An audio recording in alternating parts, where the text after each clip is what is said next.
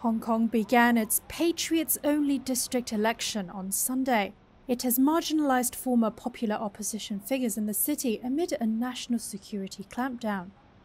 3 pro-democracy activists from the League of Social Democrats were arrested just before voting began. The group had planned to protest against the birdcage election that it said lacked any democratic scope. Regulations introduced in July slashed the directly elected district council seats by nearly 80% from 4 years ago. All candidates must also undergo national security background checks and secure nomination from pro-government committees.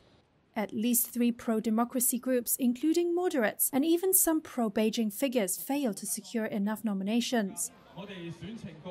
Hong Kong Chief Executive John Lee said after he cast his ballot, the district councillors will take care of the interest of the community because they are patriots participating in and servicing our community. The regulation changes further narrow electoral freedoms in the former British colony. It returned to Chinese rule in 1997.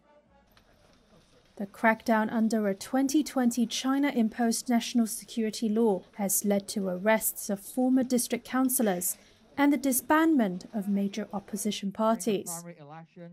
Kenneth Chan is a political scientist at Hong Kong Baptist University and a former pro-democracy lawmaker. What they're doing now is the installation of the so-called patriots-only governance structure against the backdrop of the imposition of the national security law since mid-2020.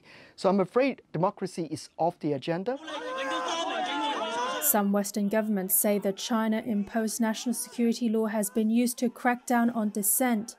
China says it has brought stability to the financial hub after the protracted pro-democracy protests of 2019. For weeks, the major pro-Beijing and pro-government parties have been out in force campaigning in a bid to boost turnout, as some observers see large numbers spanning the polls.